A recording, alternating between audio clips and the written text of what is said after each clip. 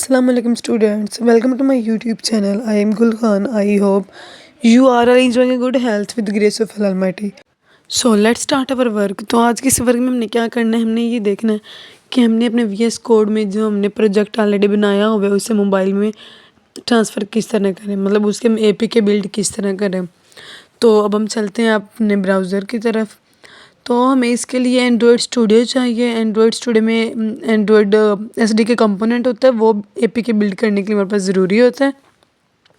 तो यहाँ से फिर हम एंड्रॉयड स्टूडियो को इंस्टॉल कर लेते हैं, नहीं तो आप अकेला एंड्रॉयड SDK कंपोनेंट को भी इंस्टॉल कर सकते हैं। तो अब हम इस पर क्लिक करते हैं, हम ब्राउज़र पे जो भी मतलब हम लिखेंगे एंड्रॉयड स्टूडियो डाउनलोड, तो सबसे पहले जो हमारे पास वेबसाइट आ जाएगी हम वहाँ पे जाएंगे, हम वहाँ पे क्लिक करेंगे। तो इसके अलावा हमें SDK कंपोनेंट के अलावा हमें इसमें कमांड लाइन टूल्स वगैरह भी चाहिए। तो अगर हम एंड्रॉयड स्टूडियो को पूरा सेटअप कर लें तो वो फिर ऑटोमेटिकली हम उसके अंदर जाके डाउनलोड कर लेते हैं, नहीं तो यहाँ से अब हमें अलग अलग करना पड़ेगा। अब हम इसीलिए इसका पूरा सेटअप कर रहे हैं। तो यहाँ पे हम क्लिक करेंगे एंड्रॉयड स्टूडियो पे, जो भी इसकी पहली वेबसाइट आएगी तो वहाँ पे इसका एक और इंटरफेस आ जाएगा, डाउनलोड एंड्रॉयड स्टूडियो लेडीबग, ये इसके। तो अब हम इसको इस पर डाउनलोड पे क्लिक करेंगे।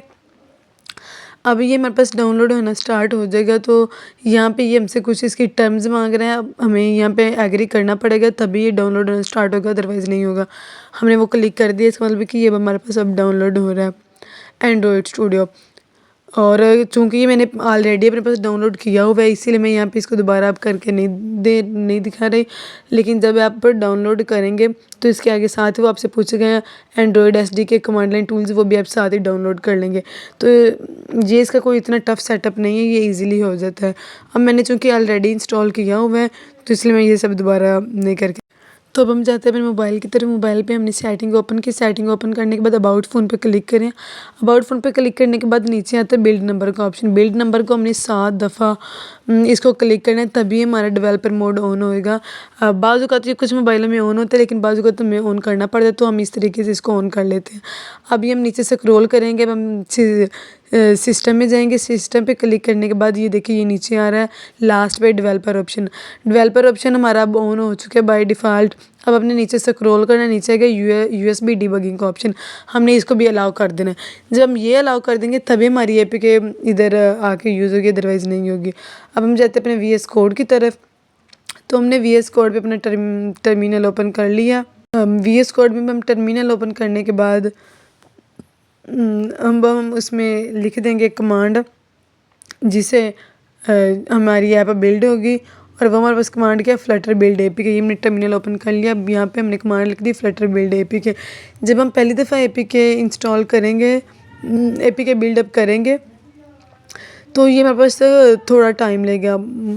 अगर आप इसके लिए नेट सर्विस अच्छी होना बहुत ही ज़रूरी है।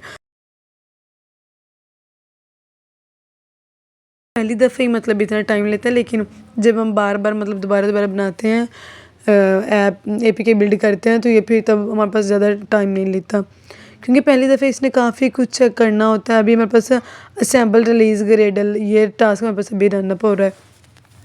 इसके बाद हमारे पास मतलब आगे कुछ वार्निंग्स आती जाएंगी, तो हमने उन वार्निंग्स को नहीं छेड़ना, ये हमारे पास साथ साथ काम चलता रहेगा। लेकिन वार्निंग्स जब भी आएंगी तो हमने वार्निंग्स को इग्नोर ही करना है। इसलिए कि मतलब पहली दफ़ा जब हम इसे बिल्ड APK करेंगे तो ये थोड़ा सा टाइम लगेगा, हमें इसके लिए वेट करना पड़ेगा। और इसके लिए नेट का अच्छा होना भी बहुत ही ज़रूरी है,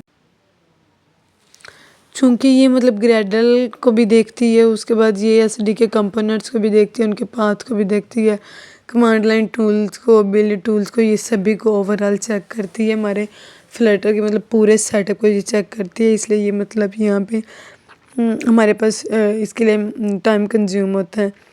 और ये फिर सारी डिपेंडेंसीज़ को देखती है, मटेरियल, कोपर्टिनो, आइकन, ये इन सभी को देखती है। इसीलिए मैं ये यहाँ पे थोड़ा सा वेट करना पड़ेगा।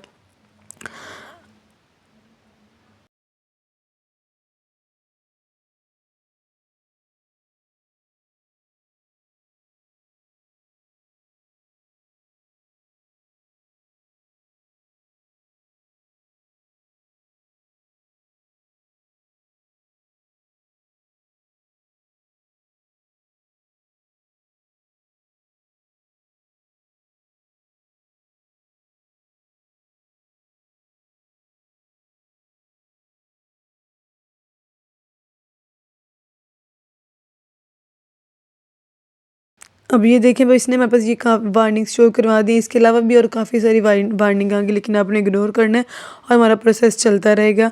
अभी हमारी एपीके बिल्ड हो चुकी है। हमारी एपीके का पाथ भी वो नीचे हमें दे रहा है। वो कहाँ पे कि हम अपने प्रोजेक्ट में जाएंगे। प्रोजेक्ट के अंदर जो हमारा फ्लटर एप्लीकेशन 1 के नेम से उसके अंदर आगे फोल्डर है बिल्ड के फोल्डर के अंदर हम जाएंगे। ऐप के फोल्डर के अंदर आउटपुट का फोल्डर है और आउटपुट के फोल्डर के अंदर आगे हमारे पास फ्लटर एपीके का फोल्डर है। वहाँ पे हम क्लिक करेंगे तो हमारे पास हमारी ऐप है, ऐप release.apk।